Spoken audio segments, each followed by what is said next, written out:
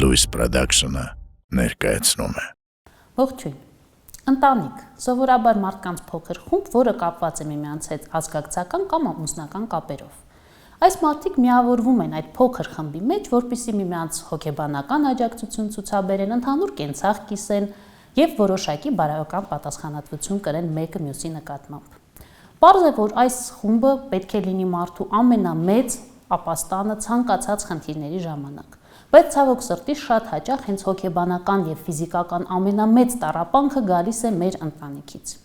Այսօր որոշեցինք անդրադառնալ ընտանեկան բռնության խնդիրներին եւ այդ խնդիրների կանխարգելմանը մեր ընտանիքներում։ Իսկ մեր հյուրը այսօր կլինի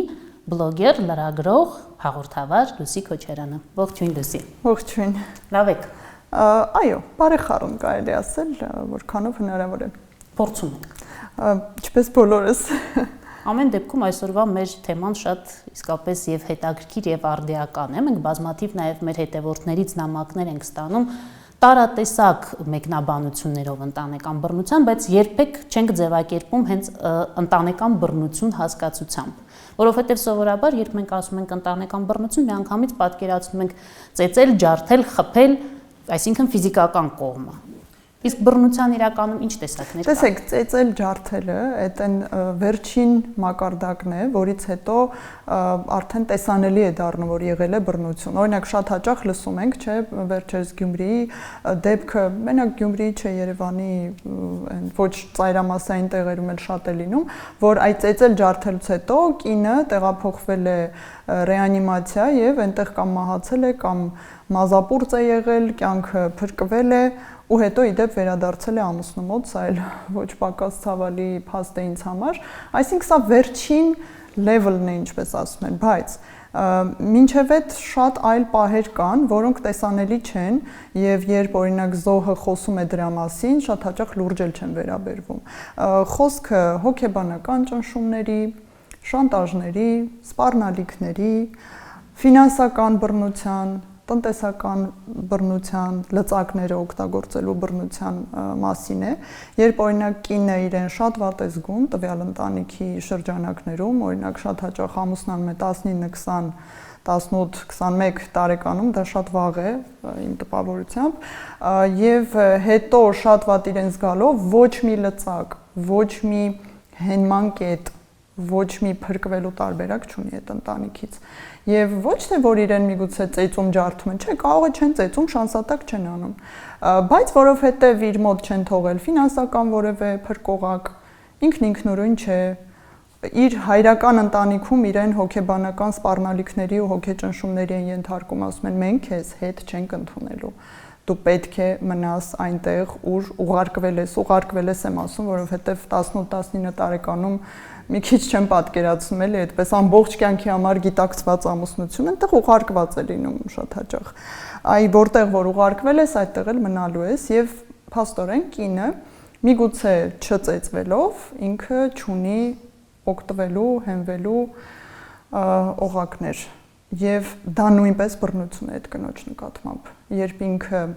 սպառնալիք է ստանում իր հայրական ընտանիքից, որ մենք խայտարակ կլինենք, դու չես կարող բաժանվել, դու երեխա ունես ձեռքիդ, մենք քեզ չենք օգնի, դու կմնաս ֆինանսապես մենակ, դու խայտարակ կլինես ամբողջ ազգի առաջ, դու կհամարվես փչացած, եթե բաժանվես, այս ամեն ինչը եւս բռնություն է, բայց մեր երկրում այնքան արդիական է ծեծ ու ջարդը եւ խփելու մակարդակի բռնությունը, որ այն ռուսը լավ խոսք ունի «не до этого». Մենք դեռ չենք հասցնում հասնել, մի քիչ կալամբուր է ստացվում, բայց չենք հասցնում հասնել հոգեբանական սպառնալիքներին, ֆինանսական են, որ չեն թողնում աշխատել, որ ֆինանսական լծակ ինքնուրույն չունենա։ Դեռ դրան չենք հասնում, մենք ավելի շատ լսում ենք ծեծից մահացավ, ծեծից հաշմանդամ դարձավ, դիմեց ոստիկանություն, այսպես շատ վատ վիճակում, մենք միայն դա ենք լսում, բայց միայն դա չի բռնությունը ընտանեկան։ Եվ մի մեծ շփոթմունք էլ կա, մենք գործ ունենք ոչ միայն ընտանեկան բռնության հետ, այլ նաև տնային բռնության հետ, երբ տնային կենցաղային բռնության հետ, երբ օրինակ նշանված է զույգը բայց նույնպես բռնության է ենթարկվում։ Սա դեռ ընտանեկան չի, նրանք հենց ընտանիք չեն կազմել, բայց հոգեբանական բռնությունը, ճնշումները, սպառնալիքները եւ նրա հեղինակության հետ խաղալը, աղջկա մասին է խոսքը, արդեն տեղ ունեն, արդեն երևում են։ Միգուցե հենց այս փուլում աղջիկը արդեն պետք է մտահոգվի, դրանք արդեն պետք է ահազանգ լինեն, որ ճիշտ ընտրություն չի կատարում։ Այո, պետք է ահազանգ լինեն, բայց այստեղ երկու հիմնական գործոն դուրս կբերեմ, հիմնական աղջիկները հույսը դնում են նրա վրա, որ ամեն ինչ կփոխվի ամուսնությունից հետո, իսկ դա այդպես չէ, որպես կանոն այդպես չէ, ես շատ կուզեմ հիմա մեզ լսողներին հատկապես խոսքս ուղղել աղջիկներ, եթե դուք դեռ հանդիպում եք, դեռ նշանված եք, դեռ էլ ինչ կա այնտեղ հայկական խոսք կա, բան ծանոթացում, հա, դեռ boyfriend, girlfriend եք, դեռ այդ մակարդակի եք եւ արդեն նկատում եք սպառնալիք, այ որ բաժանվես, քեզ խայտարակ կանեմ, կասեմ ինչեր են կարել իրար հետ, սա նույնպես բռնության տեսակ է, սա հոգեբանական բռնության տեսակ է, շանտաժ է։ Եթե դուք դրվագներ եք ֆիքսում ձեզ վրա ձեռք բարձրացնելու, քաշքշելու, սպառնալու, որ կծեծի, այսինքն դեռ չի ծեծում, բայց սպառնում է, որ բերանդ կջարդեմ կամ ինչ որ այլ բան։ Եթե դուք լսում եք սպառնալիքներ, որ ձեր հոր մոդ ձեզ խայտարակ կանեն, կամ սպառնալիք, որ եթե քեզ լավ չպահես, չեմ ամուսնանա հետդ, սա էլ է մի ուրիշ տեսակի այլասերման մակարդակի, պրոստ չեմ կարողանում ընկալել, այդ ինչ մակարդակի շանտաժ է, էլի։ Եթե դուք նկատում եք այսպիսի խոսակցություններ ձեր ընտրված զուգընկերոջ կողմից, ինքը չի փոխվելու, որովհետև ինքը արդեն չափահաս է, ինքը սեռահասուն տղամարդ է, 18+-ը մեզ մոտ այդպիսին է համարվում եւ ինքը չի փոխվելու ամուսնանալուց հետո։ Ավելի վատ է լինելու, ավելանալու է կեսրար տալ այնտեղ ողջ բարեկամեղենի, ես դա իմ հորինած տերմին է, բարեկամեղին եմ անվանում, ավելանալու է այդ ամբողջի հետ հարաբերությունները ու խնդիրները եւ ավելանալու է արդեն երեխան։ Ու այդտեղից դուք արդեն հաստատ փրկություն չեք ունենա, այնպես որ արժե ուշադիր լինել հենց այդ փուլում, որ դուք նշեցիք Մարիետա ջան, հենց ընկերության փուլում ու սրանք ահազանգեր պետք է լինեն։ Եվ երկրորդ հիմնական խնդիրը, որ ասացի, նա է որ մեր աղջիկներին Հայաստանում, ես կարող եմ խոսել Հայաստանի մասին, շատ հաճախ ասում են տարբեր երկրներում դա կա, ուրիշտեղ ավելի վատ է, ավելի լավ է, չգիտեմ, եկեք պարտադիր չի էլի վատը նշելու համար համեմատել ավելի վատի հետ։ Չէ, մեզ մոտ դա վատ է եւ դրա մասին պետք է խոսել։ Երկրորդ հիմնական խնդիրն այն է, որ դեռևս մանկապարտեզի տարիքից աղջիկ երեխային ներշնչվում է ամուսնության, պարտադիր ամուսնության եւ միայն ամուսնության միջոցով երջանիկ լինելու միտքը։ Միակ միսիան կյանքում։ Այո, ապագա մայրես, ապագա զինվորի մայրես, այստեղ մի քիչ այլ խեղումներ են մտցվում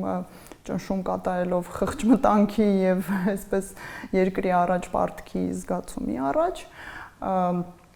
ամեն դեպքում ներշնչվում է այն միտքը, որ քո միսիան անպայման ամուսնանալն է, որ դու ոչ ոք ես առանց կողքդ տղամարդու, որ քո կին լինելը ապացուցվելու է անպայման ամուսնությամբ։ Ես չեմ ասում, որ ամուսնությունը վատ բան է, հիմա կարող է այդպիսի տպավորություն ստեղծվել, բայց ոչ մի դեպքում։ Դա շատ լավ բան է, շատ հարմար բան է, եթե մարդը ուզում է, եթե պատրաստ է։ Բայց սերմանել երեխային դեռ անչափահաս տարիքից, որ դա միակ տարբերակն է երջանիկ լինելու, սա մենք տեսնում ենք բռնության տեսքով, թե ինչ արատավոր երևույթ է։ Այ եթե աղջիկներին չներշնչվեր, որ դու անպայման պետք է ամուսնանաս, կապ չունի ով է, ինչ է, տարիքդ անցնում է, չգիտեմ, տունն ես մնում եւ էլ ինչ արատավոր արժեքներ, ասես շահարկվում են այստեղ, եթե այս ամենը չլիներ, աղջիկները մի 2.5 անգամ ավելի երկար կմտածեին նախքան ամուսնանալը, այն էլ մինչև 25 տարեկան ամուսնանալը։ Ես երկու փոքրիկ հավելում ձեր թույլտվությամբ անեմ մեկ ահազանգերի տեսանկյունից, որը որ նշեցինք ու կարծում եմ ամբողջ սպեկտրը ծածկել հնարավոր չի, բայց ուզում եմ նաև այո, գոնե մի քիչ ես էլ մի քիչ ավելացնեմ հոգեբանական տեսանկյունից, որովհետև երբեմն շատ գեղեցիկ զույգ է լինում, ամեն ինչ շատ լավ է, երևացող բռնության էլեմենտներ չկան, այսինքն տղան չի ասում, այ հիմա քեզ կապտակեմ, այ հիմա այսպես կանեմ, ոչ էլ շանտաժի է ենթարկում, բայց օրինակ ասում է, այս զգեստով դու հետս դուրս չես գալու կամ ինստիտուտ չես գնալու։ Ինչ մանր, այս արդեն ավելի մանրացանքների հետ չեք հանդիպելու։ Այո, այս ընկերուհի դուրս չի գալիս, վերջացրինք։ Ինձ թվում է ինքը լավ աղջիկ չի, դու իր հետ չպետք է հանդիպես։ Հետագայում նաև ծնողների հետ փոխհարաբերությունները սովորաբար ընտանիքում հոգեբանական բռնությունը նաև ի հայտ է գալիս այն ժամանակ, երբ բռնարարը փորձում է անձին կտրել իր բոլոր սոցիալական կապերից, կտրել ծնողական ընտանիքից, տրամադրել ծնողների դեմ կամ արգելել ծնողների մուտքը տուն, կամ արգելել աղջկա այցելությունները տուն։ Իհարկե ամեն ինչ հասկանալի է, որ պետք է տրամաբանական շղթայի մեջ լինի, եւ եթե դու ամուսնանում ես, այո, ինչ որ չափով դու քո հայրական տնից կտրվում ես, բայց նույնը պետք է տեղի ունենա նաև տղամարդու մոտ։ Ինքն էլ պետք է գա դեպի ընտանիք։ Գոնե բալանս էլի պահպանի։ Բայց երբ որ պահանջը դրվում է, որ չէ դու քո ծնողի տուն չես գնալու ամիսներով կամ նույնիսկ տարիներով, չէ դու հեռախոսով ում հետ հիմա խոսեցիր, այդ վերահսկողություն եւ անդադար այսպես միջամտություն եւ վերահսկել ցանկացած քայլը կնոջ, ինձ թվում է սրանք էլ կարող են արդեն ազդակներ լինել, որ հետագայում ընտանիքում մենք ավելի լավ վիճակ չենք ունենալու։ Եվ թող աղջիկները դա չշփոթեն, խանդում է, ուրեմն սիրում է հասկացության հետ, կամ վերահսկում է, ուրեմն անհանգստանում է իմ համար, սովորաբար չէ, դա անհանգստության ցավոք սրտի անհանգստության արտահայտման տարբերակը չէ, որտեղ եթե ես ինչ-որ մեկի համար անհանգստանում եմ, ես ամեն ինչ անում եմ, որ այո, կանխարգել եմ իր դիսկոմֆորտը, օրինակ դիմավոր եմ ինստիտուտից կամ չգիտեմ, որևէ այլ տեղից ճանապարհեմ։ Այն էլ այո, անձնական տարածք ունենա, եւ ի վերջո այո, այդ սոցիալական կապերը մարդու չկտրեմ, դրանք եւս դրանց վրա պետք է մեր աղջիկները շատ կարծում եմ ուշադիր հետևեն եւ հասկանան պատրաստ են իրենք դա հանդուրժել եւ դրան միանշանակ ինչպես շատ ճիշտ նշեցիք ընտանեկան կյանքում գումարվելու են այլ եւ այլ խնդիրներ։ Մյուս խնդիրը, որը որ նշեցիք ու շատ ճիշտ մանկապարտեզից եկող այդ հստակ գենդերային շեշտվածությունը, որ դու որպես աղջիկ քո միակ ինքնաիրականացման, ինքնաարտահայտման դերակատարությունը մայր դառնալն է, ես այստեղ կհավելեի եւս մի շատ լուրջ խնդիր, որ իսկապես շատ աղջիկների համար երջանիկ լինելու, ծնողական խնամքից դուրս գալու եւ այդ թվում մի շատ կարեւոր բան սեռական կյանք ունենալու միակ տարբերակը ամուսնությունն է լինում։ Դա արդեն հասանք ոնց որ հաջորդ փուլին իսկապես սեռական դաստիարակության ընտանիքում եւ սեռական կրթության դպրոցում զարգացած երկրներում սեռական կրթությունը սկսվում է մանկապարտեզից, իրենց սեռը ճանաչելու, որոշակի խնամք տանելու, հիգիենայի կանոններ սովորելու շրջանակներում, որոնք ցավոք դեռ մեր երկրում ընկալվում են որպես երեխա այլասերել, սա մի խոշոր ցնդաբանություն է մեր երկրում, երբ դու սեռական կրթություն ասում ես մտցնել մանկապարտեզի տարիքից սկսած, իրենք միանգամից սեքսի տարատեսակներ են դրա տակ հասկանում, պատկերացնում, այսինքն ես սենց եմ էլի մտածում, ինչ իր հիվանդագին երևակայությունը իմպուլս ուղարկում է, ինքը դա էլ հասկանում է, այսինքն ինքը այդտեղ ունի հետաքրքրություն, ուրեմն միանգամից դա է իր աչքի առաջով անցնում, որ ուրեմն անպայման դա պետք է սերմանվի, օրինակ, չգիտեմ, 5-6 տարեկան երեխայի մեջ, մինչդեռ սեռական կրթությունը բոլորս հասկանում ենք, պետք է որ հասկանանք, դա սեփական սեռի ճանաչումն է, դիմացինի սեռի հետ տարբերությունների ճանաչումն է, տարիքին համապատասխան ինֆորմացիան է դա, երեխայի հասկացողության մակարդակին համապատասխան դոզավորումներն են ինֆորմացիայի ամեն երեխա չի, որ տվյալ պահին, ասենք, նույն դոզայի կարիքն ունի, ինչ կողքի երեխան, ում մտայնությունը, հոգեխոսքային հմտությունները միգուցե ավելի զարգացած են եւ ուրիշ տեղ է հասել այդ երեխան հարցերով։ Դա նաեւ հարցերին պատասխանելն է եւ դուք ճիշտ եք, չունենալով սեռական կրթություն ու սեռական դաստիարակություն, աղջիկները, տղաների մասին նույնը չեմ կարող ասել, տղաների մոտ լևի գնալը դեռ պահպանվում է եւ նույնիսկ խրախուսվում, ասենք անչափահաս տարիքում առաջին անգամ սեռական հարաբերություն ունենալ իրենց հայրերի, քեռիների եւ հորեղբայրների կողմից, բայց աղջիկների դեպքում սեռական կյանք եւ պահանջմունք բավարարելու միակ փրկողակը իսկապես մնում է ամուսնանալ եւ ինչպես ես հաճախ ասում եմ, եկեղեցու շվաքի տակ, եկեղեցու օրնանքով եւ ԶԱԳՍ-ի կնիքի տակ սկսել սեռական կյանքը։ Սա արատների արատն է, որովհետեւ աղջիկը դարձավ սեռահասուն, նա անխուսափելիորեն ունենալու է սեռական պահանջմունք եւ դա նորմալ է, այդպես էլ պետք է լինի եւ խնդիրը եթե չունի նախատեսել, սկսվում է արդեն բեղմնավորման պատրաստ շրջանը, պուբերտատը եւ այլն, դա միանգամայն այդպես պետք է լինի եւ այդ տարիքում աղջիկը պետք է զինվի ինֆորմացիայով, ինչպես պաշտպանվել, ինչպես անցանկալի հղիությունից խուսափել, ինչպես սեռավարակներ ձեռք չբերել, ինչպես խուսափել սեռօրգանների տարբեր սնկային հիվանդություններից, չգիտեմ, մարդու պապիլոմավիրուսից, արգանդի վզիկի եւ այլն եւ այլն։ Այս կարևոր գիտելիքի փոխարեն ինչ է ասվում, ասվում է քեզ դա պետք չի, դու մտածի ամուսնության մասին, որ ամուսնանաս, սեքսն էլ կլինի, պաշտպանվելու կարիք էլ չի լինի, ինչ ես պաշտպանվում ամուսնացար, երեխա կունենաս, ու սենց լրիվ ուրիշ հունով գնում է աղջկա կյանքը, ինչի պատճառով, ընդհանրապես սեռական պահանջմունք բավարարելու պատճառով եւ սա մեծ ողբերգություն է, որովհետեւ սա եւս ընտանեկան բռնության բուն է, օջախ է, աղջիկն ամուսնանում է եւ պարզում է, որ ախր չարժեր է սեռական կյանքը, այսպիսի անակնկալների, այսպիսի զողողությունների, կեսօրի վարքի, չգիտեմ, այնտեղ իր վրա ճնշումների, շուտ երեխա ունենալու, հետո պարզում է, որ ամուսնու հետ սեռապես իրար հետ չեն համընկնում, կապ չունեն իրար հետ կամ վատ կապ ունեն եւ ստիպված են մասնագետի դիմել եւ այլն, այսինքն իրոք ընտանեկան բռնության եւ անհարմարությունների դիսկոմֆորտի բոլոր այդ սպեկտրի խնդիրների սպեկտրի պատճառներից մեկը նաեւ adekvat սեռական կրթությունն է, երբ դե ես արդեն 9 տարի հարցազրույցներ, ուղիղ եթերներ, վիդեոներ եմ անում բժիշկների հետ, ես բժշկական ոլորտի եւ հոգեբանական ոլորտի մասնագիտացված լրագրող ու հաղորդավար եմ ու նրանց ներքին խոհանոցին շատ մոտիկից ծանոթ լինելով, որտեվ ուզած ընկերներից մեծ մասը բժիշկներից են,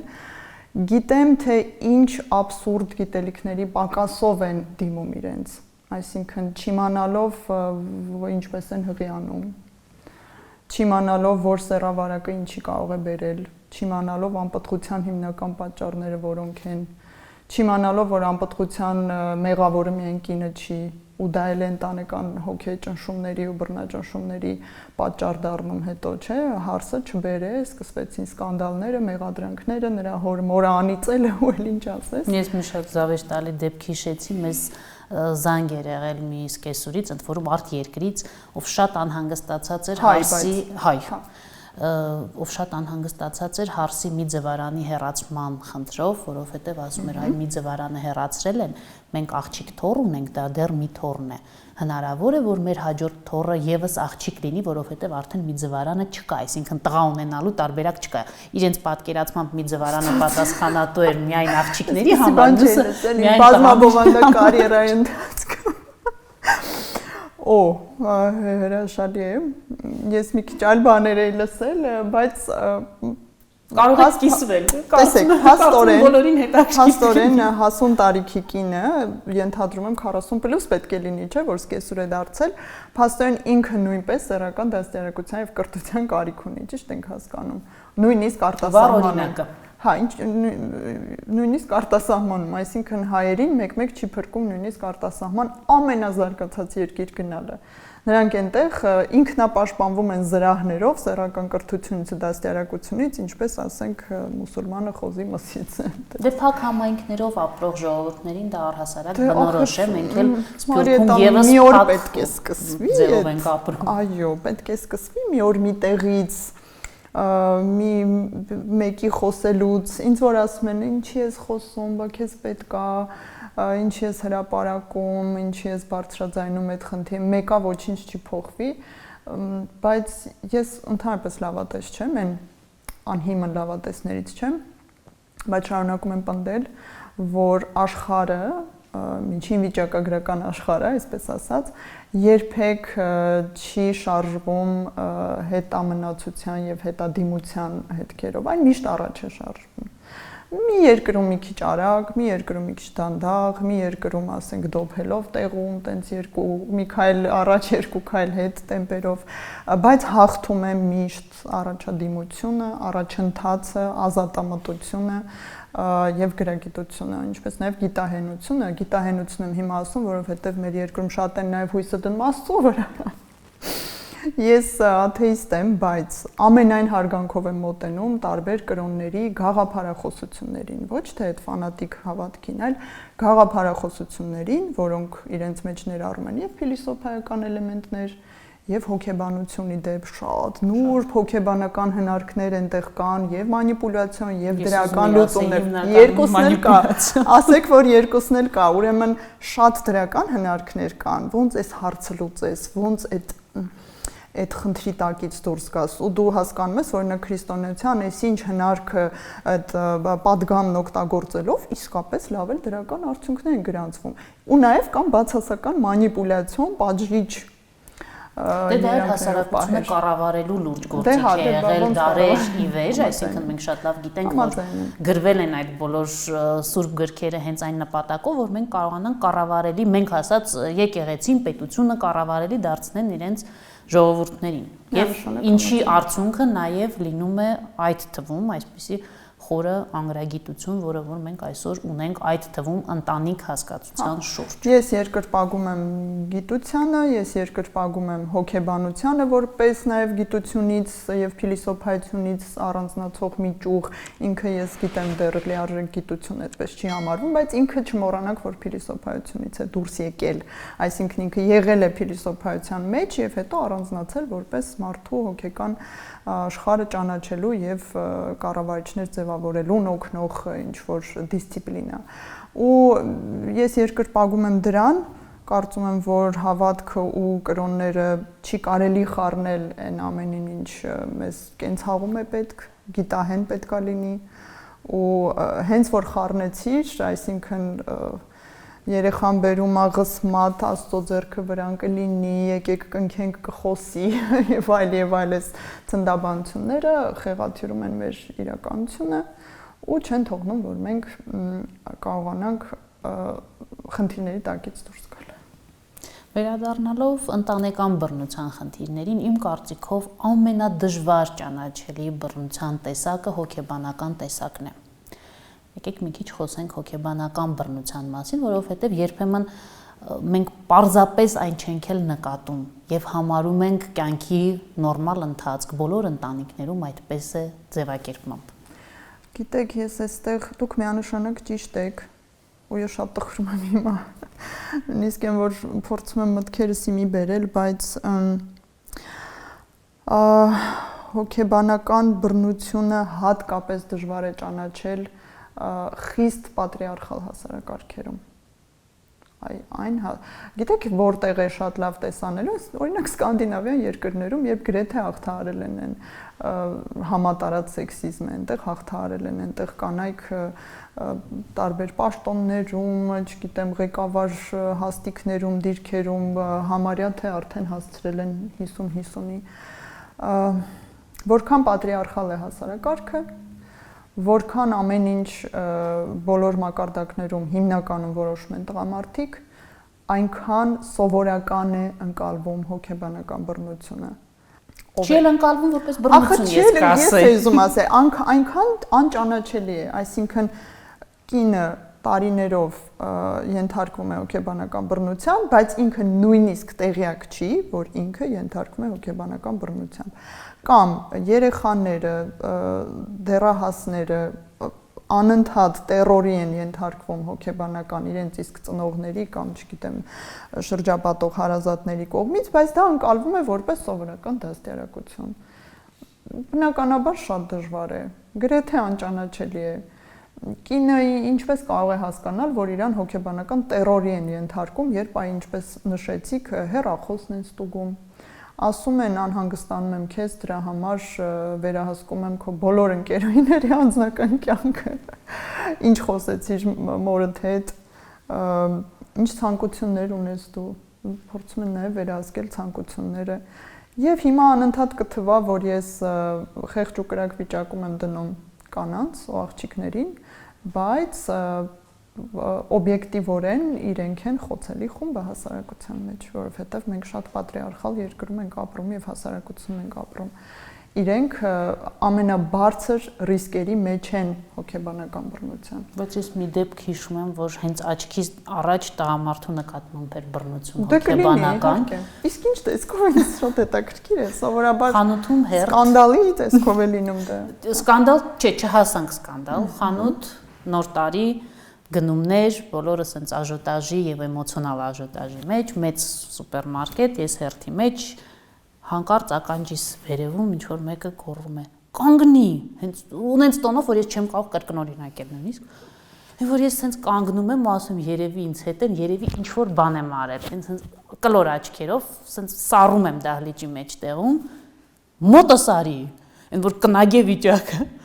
Ես հենց թեթև գլուխս թեքում եմ, որ հասկանամ վերջը աղբյուրը որտեղից է, ու տեսնում եմ մի հաղթանդամ կին, իմ 2 բոյ, իմ 3 քաշ, ու փոքր-մոքր տղամարդ շատ խեղճացած, որը նայում է այդ կնոջը, ես ուղղակի ուզում եի այնտեղ բան նայի։ Ես քեզ չասեցի մոտիցս չգնաս, մինչև առևտուրը չանենք։ Աստված։ Ու ես նենց ըստ երևույթի այնքան ակնհայտ էր իմ դեմքի արտահայտությունից, որ ես ծանր ստրես տարա, որ վաճառողները սկսեցին ծիծաղել իմ ռեակցիայի վրա, ասում են մենք ամեն օր սենց բաներ տեսնում ենք։ Իսկ ու հաստատ իր որդին չէր։ Չէ, ամուսինները, տարիքային հարաբերակցությամբ ակնհայտ քուր եղբայրել չէին կարող լինել, որտեվ նմանություն չկար։ Չեմ կարող պնդել, որ այդ դեպքերը մեծամասնություն են, դրանք ակնհայտորեն մեծամասնություն չեն, ավելի բացառություն են, քան օրինաչափություն, ինչպես հակառակ սեռային դերակատարումով նույն բանը, բայց եթե խոսեցինք տղամարդկանց նկատմամբ հոգեբանական տերորի մասին, ես հիմա էլի մանկապարտեզի տարիքից կիրառվող եւ շարունակվող այդ տերորի օրինակներ կուզեի բերել գենդերային հիվանդագին շեշտադրումներով։ Հոդու գզիկ չես միլացի եւ հասկանում եք տղա երեխան կուտակելով իր բոլոր լացելու իրավունքները իր ողջ մանկապարտեզի եւ դպրոցական տարիքի ինքը պոտենցիալ ագրեսոր է դառնալու արդեն մեծահասակ տարիքում ինքը երբ իրեն արդեն թույլատրելի է ֆիզիկական կամ գոռոցով կամ շանտաժով արտահայտել իր դժգոհությունը իր հույզերը որ ինքը կուտակել է տասնյակ տարիով ասենք 2 տասնամյակ 2 տասնամյակ իրեն չեն թողել լացել Հələ հիշեք, ինչ են ասում մեր տղա երեխաներին ու 3 տարեկան տղային ասում են տղամարդ ես դու ուր ես լացում, հո դու ղզիկ չես, հո դու մամայի բալա չես, ինչ ես շատ պաչում մամայի, 3 տարեկան ասենք կամ 5 տարեկան ով մամայի հետ դեռ շատ մտերմիկ բնազդային, հա, կապեր ունի դեռ փոքր երեխա է, էլի կտրված չի։ Հա, էլ ինչ են ասում, ուրեմն տղամարդու վրա է դրվում պարտականությունը միանձնյա որոշումներ կայացնելու։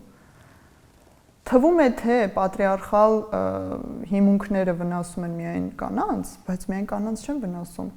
Տղամարդկանց վրա է դրվում այդ ամբողջ ծանրությունը եւ ինքը փոխանակ իրեն նեցուկ ընկեր հոգեհարազատ կին ընտրելու ում հետ նրանք հավասարապես կքննարկեն եւ հավասարապես կլուծեն տակից դուրս կգան փոխանակ այդպիսի ընտրություն անելու ինքը արդեն գիտի որ ամեն ինչ իր վրա է մնալու եւ ինքը ինչ է ընտրում կամ ինչ որ ավելի կամազուր, ավելի լսող, ավելի ենթարկվող եւ որ հեշտ կառավարվող գոնե այդտեղ խնդիր չունենա կառավարելու պայքարելու որտեղ իր վրա դրել են ֆինանսը քո վրա է ուրեմն որոշումները քո վրա են ուրեմն տուն մեքենա գործ ամբողջը քո վրա է պետքա կին գտնել ով քեզ տղա զավակ կպարգևի քո վրա է այսինքն այդ ամբողջ ծանրությունը որ տղամարդիկը ես մեկ-մեկ անկեղծ խղճ մտանքս տանջվում է թե ինչքան բան է միանձնյա դրվում տղա երեխայի վրա դեռահաս տարիքից սերմանվում, ասվում, որ տենց գլխավորը դու ես, ախր հեշտ չի էլի ամեն ինչ գլխավոր լինել, այդ այդքան լավ բան չի, եւ ամեն մեկի, հա, բանը չի։ Թվում է թե գլխավոր լինելը լավ է, միշտ դրական էֆեկտներ ունի, բայց չէ, մարդկա ինքը այդքան էլ չի ուզում գլխավոր լինի, կամ մի թեմա կա ուզում է գլխավոր, մյուս թեման ընդհանրապես չի ուզում։ Բայց չէ, տղա երեխաներին այդպես են տերորի ենթարկում, լացել չի կարելի, նեղվել չի կարելի, դեպրեսիա ունենալ չի կարելի, թուլամորթ լինել ոչ մի րոպե չի կարելի, քիչ փող աշխատել չի կարելի, պետք է հաջողակ լինես, այդ պետքեներն ու չի կարելիներ տղամարդկանց ու տղա երեխաների համար էլ շատ են։ Ու սա եւս պատրիարխալ հասարակարգի լուրջ արատներից է, որից տուժում են եւ իրենց ծնողները, օրինակ իրենց մայրերը, եւ հետո իրենց ապագականները։ Ու հետո իրենց աղջիկները, չմոռանանք, որ դա շղթան մինչև վերջ։ Եվ վիճակագրություններ է ցույց տալիս, որ սովորաբար տղամարդիկ ավելի հաճախ են ունենում հոգեկան առողջության խնդիրներ, քան կանայք, որովհետև կնոջը ամեն դեպքում թույլատրվում է ինչ որ մեկի հետ կիսվել, ну եթե իհարկե բռնարար ընտանիքի մասին հիմա չենք խոսում, բայց սովորական միջին վիճակագրական, լավ, բողոքել, ինչ որ բանից անտրամադիր լինել, ինչ որ մեկի հետ կիսվել, ընկերուհուն զանգահարել, կյանքը պատմել, այդ տան հոգեբան ունենալ, այսպես ասած, հա, սուրճի բաժակի շուրջ ինչ որ մեկի հետ կիսվել։ Թույլ, նույնիսկ գիտեք, տղամարդկանց չի թույլատրվում մեկ թույլ լինել լավ իմաստով, ախր մարդը ուժեղանալու համար պետք է ընկալի որտեղ է ինքը թույլ, որ մոտիվացիան առաջանա ուժեղանալու։ Հələ տեսեք ինչ աբսուրդ է ստացվում։ Քեզնից պահանջում են ուժեղանալ, անընդհատ ուժեղանալ, բայց արգելում են գտնել որտեղ ես դու թույլ, որպեսզի դու գիտակցես խնդիրը եւ կարողանաս ուժեղանալ։ Սա մի հատ էսպես կամ գիտակցես եւ դրա հետ ապրես, որովհետեւ այդպես էլ է լինում։ Մենք հասկանում ենք, որ այս սա մեր խնդիրն է եւ մենք դրա հետ պետք է կարողանանք համատեղել մեր կյանքը, այսպես ասած, մեր թուլությունների, թերությունների, ի վերջո իսկապես ոչ մեկ պարտավոր չէ լինել միշտ ուժեղ եւ միշտ ուժեղը ի վերջո նաեւ շատ հեշտ է կոտրվում կյանքի տարբեր դժվարությունների արդյունքում։ Դե որտեղ միշտ ուժեղ չի լինում։ Ինչը չի լինում, շատ հեշտ է կոտրել, որտեղ ինքը կեղծ է, պսևդո իրավիճակ է, միշտ ուժեղ, իդեալական, այդպիսի բաներ չկան, դրանք կեղծ հորինված արժեքներ են ու հետեւաբար շատ հեշտ է փշրել դրանց։ Եվ մենք բազմաթիվ պերֆեկցիոնիստներ ունենք, այսինքն այդ բացարձակին ձգտող թե կանանց, թե տղամարդկանց շրջանում, ինչը շատ խանգարում է իրական կյանքում։ Ինչ լավ, հումորով խոսում ենք խնդիրների մասին, գոնե կարողանում ենք։ Դա այլապես ինձ թվում է չենք էլ կարող, որովհետև խնդիրը իրոք այնքան հասունացած ու ծանր է, որ փորձենք գոնե մի քիչ նաև, այսպես թեթևացնենք, հա, մեր կանանց, մեր հետևորդների հոգսը։ Հետաքրքիր է, երբ որ խոսում ենք հոգեբանական բռնության մասին, մի հետևորդի նամակ մտքիս եկավ, որը ասում էր, որ շատ եմ խնդրում ձեր հաղորդման ընթացքում անդրադարձեք նաև այն խնդրին, երբ որ տղամարդը չի վստահում ֆինանսական ռեսուրսները կնոջը, այն դեպքում, երբ որ կինը դրա որևէ առիթը կասկածելու կամ շռայլություններ թույլ տալու կամ չգիտեմ շոպոհոլիզմով տառապելու որևէ առիթ չի ստեղծել, չի նպաստել նրան, որ տղամարդը այդ ռեսուրսները միայն իր ձեռքում պահի, եւ ասում է շատ տհաճ եւ նվաստացուցիչ իրավիճակ է, երբ որ ես առնչվում եմ կենցաղի հետ, բայց ես անդադար ստիպված եմ խնդրել այդ գումարը տղամարդուց։ Արդյոք դա եւս բռնության տեսակ է, երբ որ մենք իսկ կնոջ աշխատած գումարի մասին է խոսքը, թե ենթադրվում է, որ կինը ընդհանրապես չի աշխատում։ Կարծում եմ տվյալ դեպքում խոսքը գնում էր ընդհանուր բյուջեի մասին։ Այսինքն ստացվում է, որ կինը ինչ էլ որ աշխատի, պետք է բերի ընդհանուր բյուջեին ավելացնի, տղամարդը եւս, բայց կառավարելը մնում է տղամարդու վրա։ Դե սա ֆինանսական բռնության տեսակի մասին է, որը աբսուրդի ժանրից է Հայաստանում, որ ասում ես ֆինանսական բռնության է ենթարկվում կինը, ինչ բռնության, այսինքն ֆինանսական բռնության։ Այո, ֆինանսական բռնության։ Երբ որ կինը իր ամեն, չգիտեմ, հիգիենիկ պարագայի համար, միջադիրի համար պետք է գումար խնդրի կամ տղամարդուց կամ տղամարդն էլ մեկ-մեկ այդ փողը հավաքում տալիս է իր մամային, շատերը ես էլ տասնյակ հարյուրավոր նամակներ ամեն ամիս ստանում եմ այդպիսի նկարագրերով, երբ բյուջեն հավաքվում է մի հոգու ձեռքը եւ այդ կինը ստիպված է իր մի հատ շրթներկից մինչեւ զուգագուլպա գումարը խնդրել, քերել, աղերսել, շորթել այդ մեկից ու մոտ կուտակված է։ Սա ֆինանսական, տնտեսական բռնություն է, զրկել մարդուն այդ լծակից, ինչի, որտեղ ֆինանսական լծակը տալիս է ինքնուրույնություն։ Նույնը նաև աշխատանքի չթույլատրելը, աշխատել չթույլատրելը։ Թվում է թե այս որ եթերից առաջ ասում էի մի տեսանյութ եմ տեղադրել, որտեղ խոսում եմ եղբայրների կողմից քույրերի նկատմամբ հոգեբանական ֆիզիկական բռնության մասին, այս աշխատանքը նույնպես այդ նույն սերիայից է։ Երբ ասում են ես կնոջս չեմ թույլ տա աշխատի կամ չեմ թույլ տալիս աշխատի, շատերը դա մեկնաբանում են որպես խնամք, որպես հոգատարություն, ծանրությունից զերծ պահել, որ դե չաշխատի, շատ չհոգնի եւ այլն, տունն է երեխան աշխատեն, թվում է տունն ու երեխան գործ չի էլի։ Իրականում ես ինչ որ միտեղ այդ շատերի հետ կհամաձայնվեմ, մենակ մի վերապահումով, եթե կինը ինքը ընդունում է եւ ուզում է այդ վիճակը, այսինքն եթե այստեղ կնոջ ընտրությունն է, որովհետեւ այո, միգուցե ես էլ որպես կին ուզում եմ ձեռքերս ծալեմ տանը նստեմ, ոչինչ չանեմ, կամ միայն տան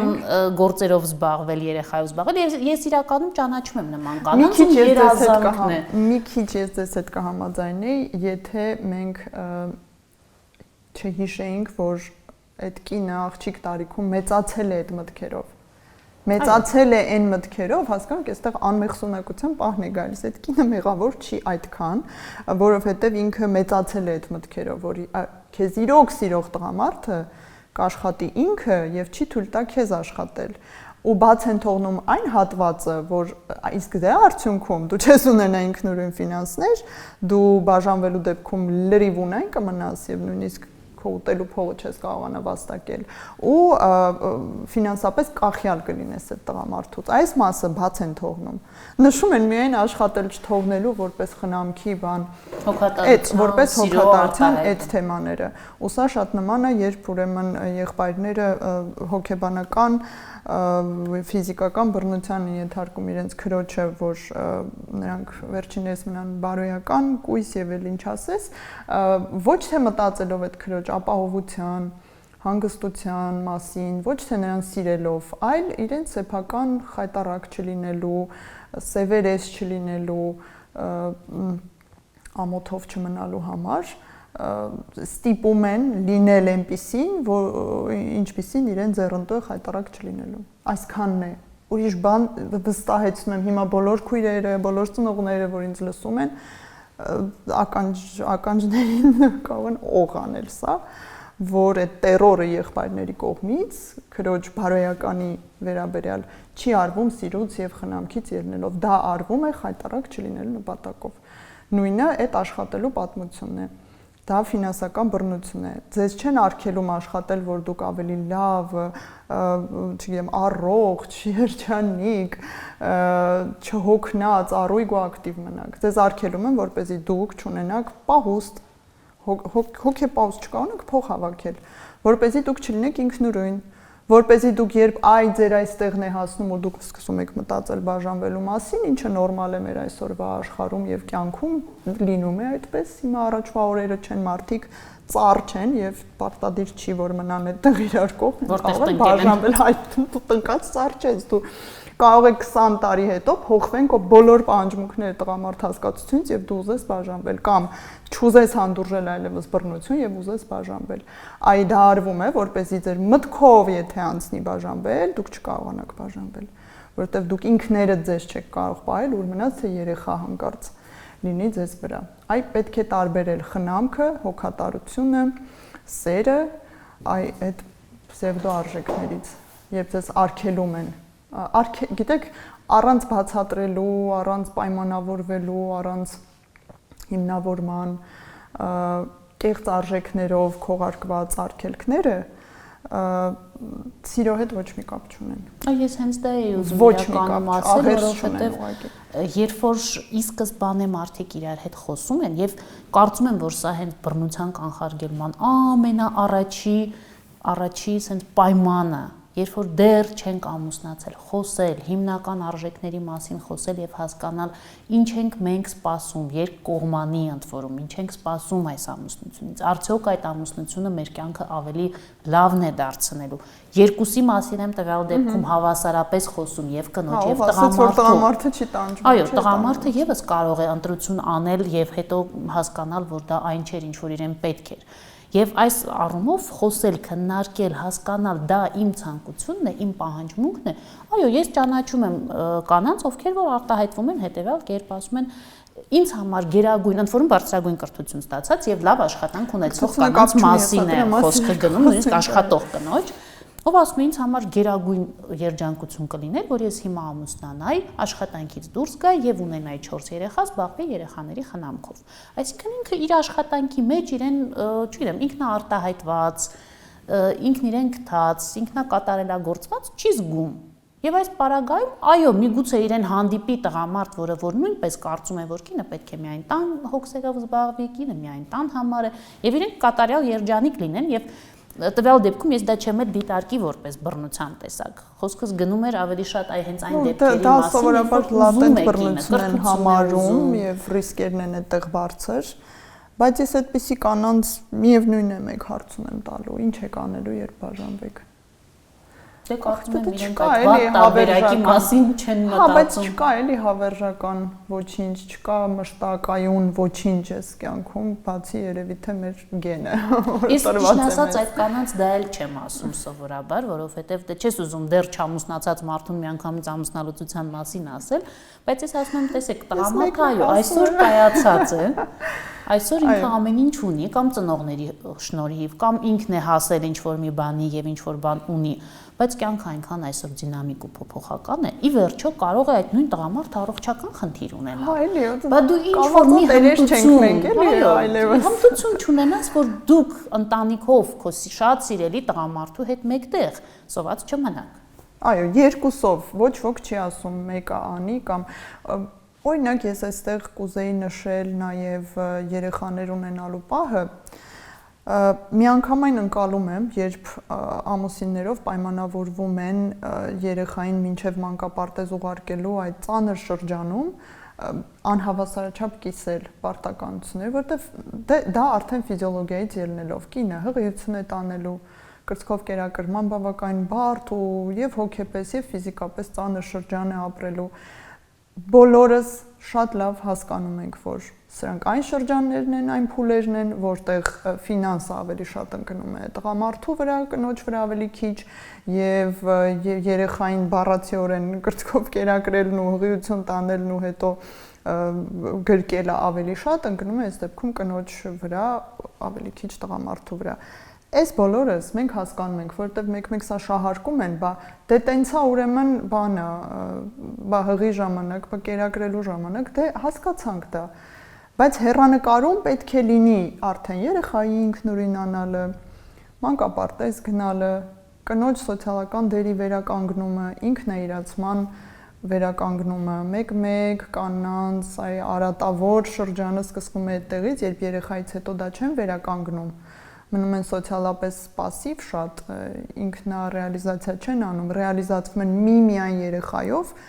երեխայով պետք է ռեալիզացվել։ Որպես մայր սոցիալական դերը անպայման պետք է ռեալիզացնել մինչև 16-18 տարեկան, դրա մասին չի խոսքը, բայց չպիտի կյանքը սկսվի եւ ավարտվի դրանով, թե չէ անինքնուրույնությունը, կախյալ վիճակը, ֆինանսական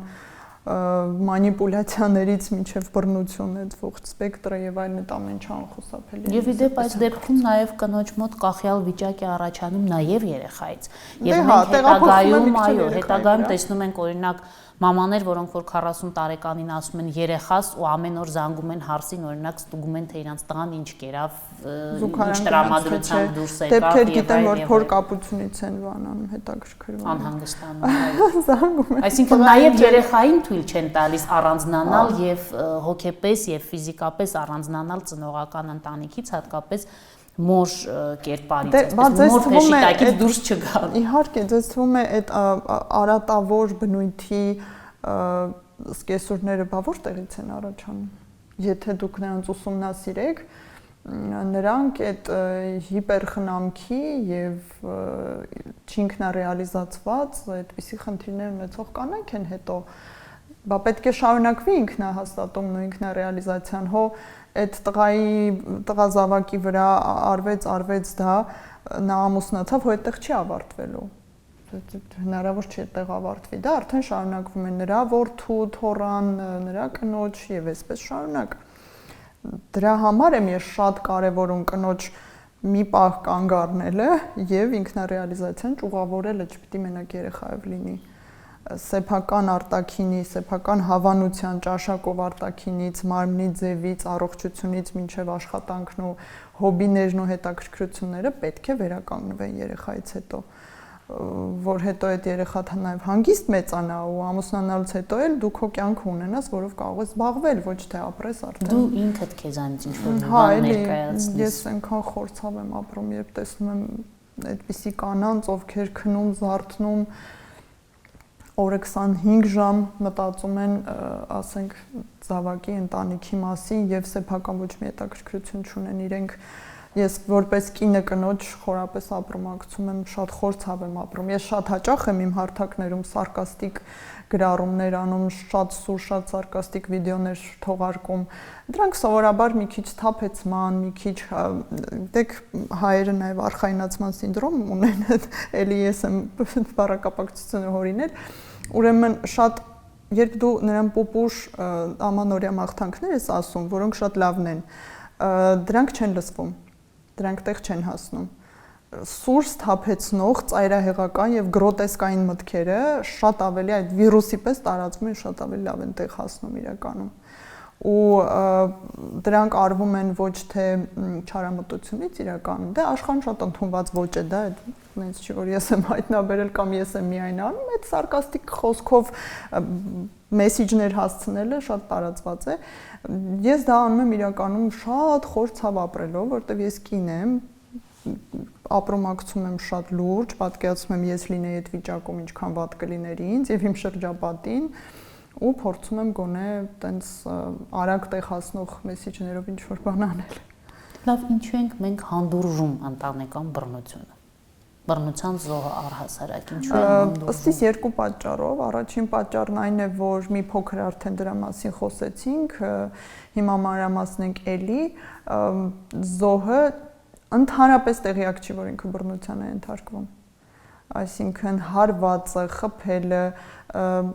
բանը, ծեծը, դե ծեծ ու ջարդ էսպես շանսատակայել չասեմ, այդ դեպքում մեկ-մեկ sense չխք մեկ էլ տեղ է հասնում, որ կարող է ես բռնության եմ ենթարկվում, բայց մնացած դեպքերում շատ հաճախ այդ կինը աղջիկը ինքը չգիտի, որ դա նորմալ չի, որ դա առողջ չի, որ դա խնդիր է, հենց ծեծելուն չեմ հասնում, ծեծելը մեկ-մեկ ջոկում են, մեկ-մեկ հասկանում են, մեկ-մեկ գիտեք եւի ցավը բան ամեն դեպքում այդ կապտուկները իրենց գործն անում են, հասցնում են տեղ, բայց մնացած այ ֆինանսականը, հոգեբանականը, մանիպուլյատիվ վարքը, սպառնալիքներն ու շանտաժները շատ հաճախ չեն գրանցվում որպես հոգեբանական բռնության նշաններ զոհի գիտակցության մեջ, իրենց մինչև կողքից չես բզում, իրենք չեն սկսում մտածել այդ թեմայի շուրջ։ Օրինակ ինձ հաճախ գրում են աղջիկներ, այ մի 21 տարեկան աղջիկ էր գրել, ես շատ հուզվեցի իմ հետևորդներին համարել հրապարակեցի անանուն, որ թեժ գծերի բաների տարբերակներ գտնենք ու գոնե թաքուն էս 21 տարեկան աղջիկը դիմի, բայց չդիմեց այդպես էլ, երևի չգիտակցեց, նկարագրում է իրավիճակ, որ տանը ապրում են ուրեմն ամուսինը, հայրը, մայրը, տատիկը կարծեմ նաև ու ամուսնու եղբայրը կնոջ հետ դասական հայկական իրավիճակ ազգուտակով մի տանը, ու ինքը ամենափոքրն է, ուսանող է, 4 ամսական երեխան էլ գիրկը ու իր նկարագրով ասում է ինձ ամբողջ օրը գործ անել են տալիս, դասերս չեմ հասցնում անեմ։ Երեխայից մոտիկ չեն թողնում, հələ խորացեք քանի բռնություն է, այնտեղ ուրեմն արդեն թրաֆիկինգ ա գնում ամբողջ տան գործերի իր վրա։ Ուրեմն ասում է երեխայից մոտիկ չեն թողնում, ամբողջ օրը ձեռքից ձեռք սիրում են բան, սկեսուրս գիշերը մոտնա տանում չի թողնում կուրծք տամ, ասում է կտրի, որ ես կարողանամ իմ ծոցը քնացնեմ։ Ամուսինս փողը տալիս է մորը, այսինքն ես ֆինանսական դոստուպ, ինչպես ռուսներն են ասում, ելք չունեմ էլի փողի վրա, հասկացաք։ Ու սենց մի շարք բաներ է նկարագրում են, որ կարդում ես արդեն սենց ձախաճ այտոսկրոց սկսում եմ թրթռալ այդ զարուրելի տեսարանից ու հաստատ այդ տենց է էլի այդ աղջիկը հնարավոր չի որ հորինի, որտեվ իմաստու կարիք չունի հորինել, ես անծանոթ կին եմ, ուղղակի շատ ակտիվ եմ այդ թեմաներով, ինձ է գրել։ խնդրում եմ, դուք շատ եք հոգեբանների հետ շփվում, դուք էլ հոգեբանություն լավ գիտեք, ինձ կհուշեք, ես ինչ անեմ, որ այս տանը ինձ մի քիչ բանի տեղ դնեն, իմ խոսքը կարևոր լինի։ Դուք հասկանում եք ինչ է կատարվում այդտեղ։ Ինքը չի հասկանում, որ իր ու իր նորածին երեխայի նկատմամբ բռնություն է ենթարկվում, երեխային զրկում են ֆիզիկական իր մոր հետ ֆիզիկական կապից, մորն էլ զրկում են երեխայի հետ կապից, երեխային զրկում են կրծքով կերակրման իրավունքից, որը կա եւ իրավունք ունի այդ երեխան ստանալու, ֆինանսական բռնության են ենթարկում, ֆիզիկական աշխատանք տանելու բռնության ու այսպես շարունակ։ Ու ես այդ աղջկան ասում եմ հələ մի րոպե, ձեր խոսքը բանի տեղ դնել, այստեղ Չ3 հերթի հարց է։ Բալիկս, որտեղ դե բալիկը, եթե մարդը հասկանում 21 տարեկան, բայց 10 տարեկանի մտածելակերպ է, ես հետ այստեղ գործ ունենք։ Ասում եմ դու ենթարկվում ես տնային բռնության։ Դու կարող ես դա գիտակցել ուղղակի։ Հա, բայց չէ, ինքը էլի լավ չի պատկերացնում, էլի չի գիտակցում, ասում եմ միգուցե քեզ հոգեբանի հետ անվճար աշխատանք կազմակերպենք, ծանր վիճակում ես, բա հիմա որ գրում եմ լաց եմ լինում։ Միգուցե իրավաբանի գտնեմ, ով անվճար խորհրդատվություն կտա, հասկանաս ինչ ելքեր, ինչեր, չգիտեմ ինչ դու, ինչի կարիք ունես։ Միգուցե SN-ն, այս թեժ գծեր, փորձի թաքուն զանգել, չէ, որ զանգեմ կբռնեցնեն եւ կպատժեն, կփակեն սենյակում, ու էլ ինչ ասես չի նկարագրում, էլի չի հասկանում, որ դա էլ տնային բռնություն։ Այսինքն դրա փորձնել է արդեն հավանաբար։ Մտածել է։ Ինքը ասեց, որ ես մտածել եմ այդ ուղղությամբ, զանգել ինչ որտեղ օգնություն խնդրել, բայց հետո պատկերացրել եմ, որ եթե ինձ բռնեցնեն, ինձ համար շատ ավելի շատ կլինի եւ չեմ արել։ Ու այդպես, ինչ օգնություն ես առաջարկեցի, ասում եմ, լավ,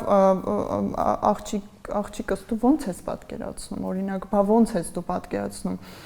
Ոստիկանության դու չես դիմի, որտեղ այդ դեպքում կհրապարակվի, չէ, իրավիճակը, հոգեբան չէ, իրավաբան չէ, թեժգիծ չէ, ապաստարան չէ։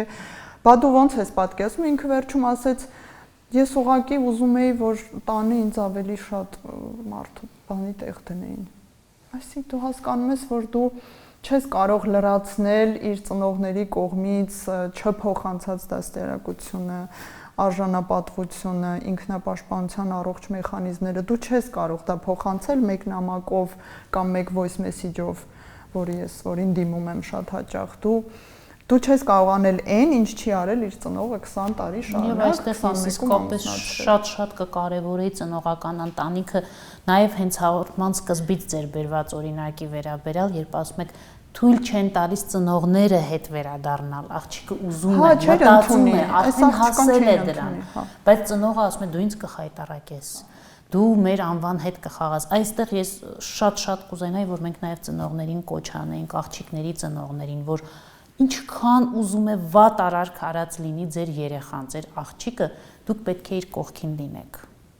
Ի վերջո կա ավելի վատ բան, քան հոգեպես եւ շատ հաճախ անգամ ֆիզիկապես կորցնել քո երեխային։ Կարծում եմ չկա։ Ոչ մի խայտարակվելը դրա հետ համեմատվել չի կարող։ Գիտեք, ես հիմա էլի պետք է օրինակ հիշեմ, սա արդեն բռնության ձայնի ավելի այնտեղ սեռական բնույթի ոտնձգություններ, բռնություն եւ այլն harassment կոչվածը ողջ սպեկտրով այնտեղի ալիքեր նամակների, այնտեղ բազում դեպքեր կային, երբ մամայի համար, ով բացահայտում էր, որ իր աղջիկը անչափահաս ենթարկվում է սեռական ոտնձգությունների մի քիչ հեռու տնից դուրս բարեկամի կողմից, դա այնտեղ քեռու զավակ էր, հենց քեռի էր, հորեղբայր էր, մի քանի դեպքեր այդպես կային տարբեր։ Մայրը երբ իմանում էր դա, ինչ էր անում, ինքը չէր պատժիչ միջոցների չէր դիմում բռնարարի նկատմամբ, ինքը աղջկան տանում էր կուսությունը ստուգելու։ Այսինքն եկեք այստեղ ճիշտ հասկանանք։ Մեր Հայաստանում, չեմ ասում բոլոր ընտանիքներում, բայց դա կարկառուն խնդիր է, դա բավականին հաճախ հանդիպող խնդիր է, երբ ծնողի համար այլ արժեքներ, օրինակ աղջիկը բռնությունից հետո կույս է մնացել թե ոչ, կամ աղջիկը ծեծվում է թե ոչ, ֆինանսից զրկված է թե ոչ, դրանք շատ ավելի ստորադասված են ամոթին, խայտարակությանը, կույս մնաց թե չմնաց եւ այլն, այսինքն այստեղ պետք է դա էլ հասկանանք, բռնության ենթարկվող զոհը չի գիտակցում, որ ինքը բռնության է ենթարկվում եւ գնալու տեղ չունի նույնիսկ եթե գիտակցում է։ Լավ, ինչով օգնենք այն կանանց, ովքեր որ իսկապես հիմա մեզ դիտեցին, հասկացան, գիտակցեցին, լսեցին, հասկացան, որ վերջ արդեն հասել է այն պահը, որ ինչ որ բան ձեռնարկելու ժամանակն է։ Փոխվելու է բռնարարը թե ոչ։ Որտեղ դիմեն։ Տեսեք, այստեղ կա երկու տիպի լուծում, մեկը համակարգային է, որը պետության խնդիրն է։ Գիտեք, երբ մի տարի առաջ էր կարծեմ անցած սեպտեմբերին էր, թե նախանցած սեպտեմբերին էր, երբ բռնաբարվեց փաստացիորեն այդ բազմաչարչար կոնվենցիան, ընտանիքի բռնության դեմ կոնվենցիան կանանց եւ երեխաների նկատմամբ, խեղճ ու կրակ Ստամբուլյան բառի համար, որը ուղղակի պարզապես այդ քաղաքում էր ստորագրվել դրա համար էր դրա անունով, բայց ինքը ընտանեկան կենցաղային բռնությունը կանխարգելելու նպատակով ստեղծված կոնվենցիա էր, որը 20-ից ավելի երկիր վավերացրել է եւ օգտվում է դրանից եւ կոնկրետ քայլեր է ձեռնարկել։ Այ հայերը չուզեցին դա, չվավերացին, ասեցին հայոգենին վայել չի, հա, բողոքել, ապաստարան ստանալ, այսինքն մեկը համակարգային լուծումն է, երբ կինը ոչ թե ընկնում է ՀԿ-ման գալիս, ոչ թե